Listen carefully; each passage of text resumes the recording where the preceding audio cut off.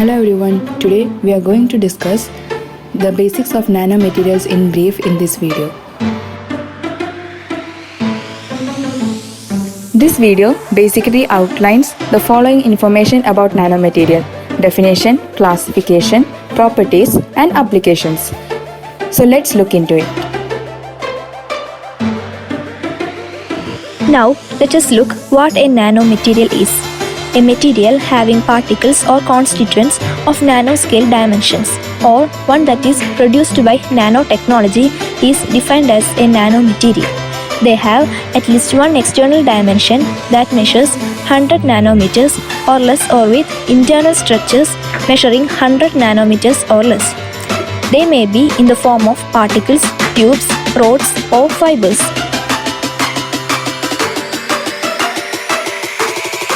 Nanomaterials are classified on the basis of three parameters. The first parameter is the origin. On the basis of origin, nanomaterials are classified into two: natural and artificial nanomaterials. The nanomaterials coming from the resource of nature is called natural nanomaterials. The examples are virus, proteins, antibodies, clay, gelatin, etc.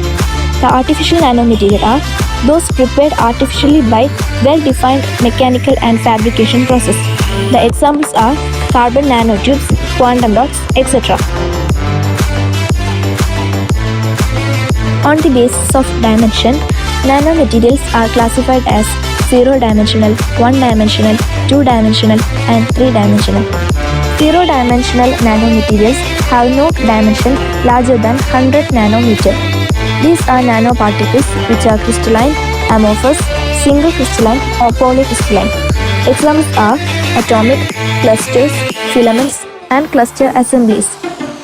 1-dimensional nanomaterials have one dimension larger than nanometer size, that is 100 nanometer. The examples are 100 nanometer films, coatings and multi-layer materials. 2-dimensional structures have dimensions outside the nanometric size range, that is 100 nanometer. It is used in photocatalysts, nanocontainers, nanoreactors, etc. 3-dimensional nanostructures have 3 dimensions outside or above nanometric range. They possess a crystalline structure. It is used in area of catalysts, magnetic material and electronic materials for battery.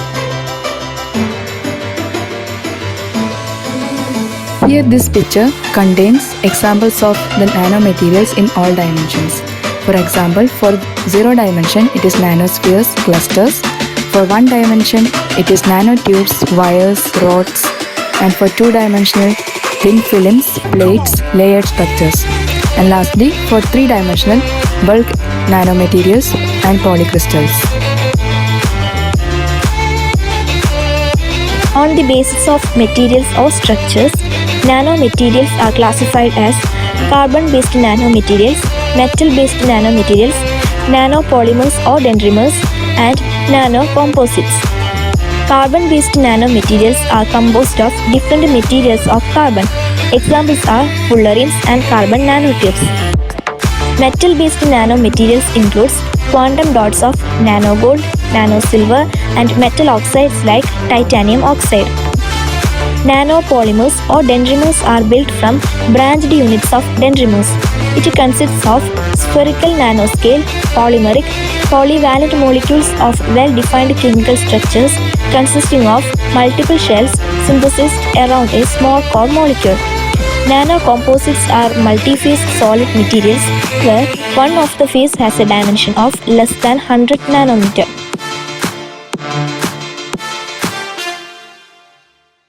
In this frame, you can see examples of nanomaterials, which are carbon nanotubes, fullerenes, graphene, dendrimers, and nanofibers.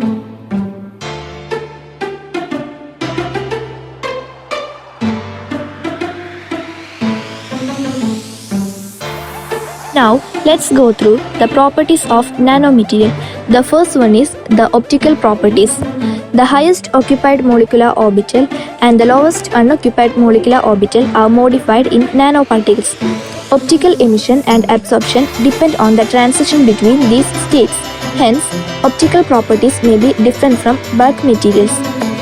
The main reason for change in optical properties at nanoscale level is that nanoparticles are so small that electrons in them are not as much free to move as in the case of bulk materials. Due to this restricted movement of electrons, nanoparticles react differently with light as compared to bulk material. The properties like color and transparency are considered as optical properties. These properties are observed to change at nanoscale level. For example, bulk gold appears yellow in color, while in nano-sized gold appears red in color. The next property is the magnetic properties. In clusters of nanoparticles, magnetic moment of each atom will interact together to form a large magnetic moment which align in one direction. Nanoparticles are super paramagnetic materials that leads to a new class of permanent magnetic materials.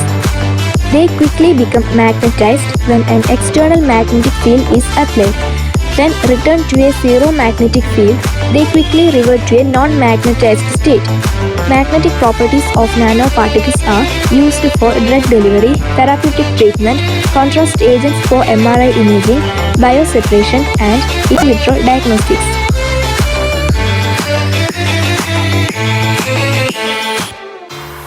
The next one is the electrical properties.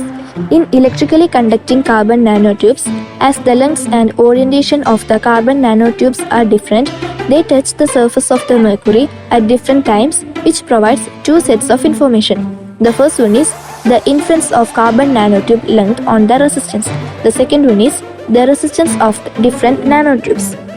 With increasing protrusion of the fiber bundle, an increasing number of carbon nanotubes will touch the surface of the mercury droplet and contribute to the electrical current transport.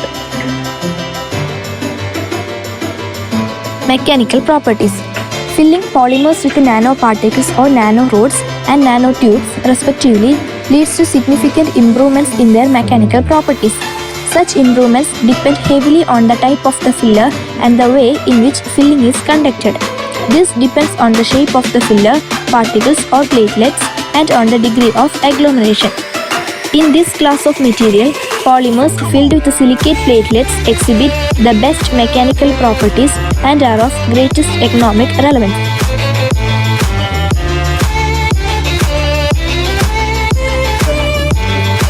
Applications of nanomaterials.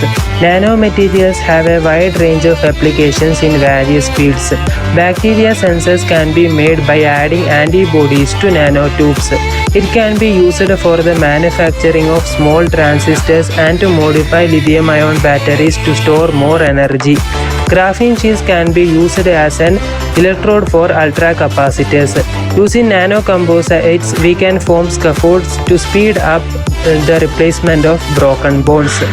Zinc nanowires can be used for manufacturing of flexible solar cells.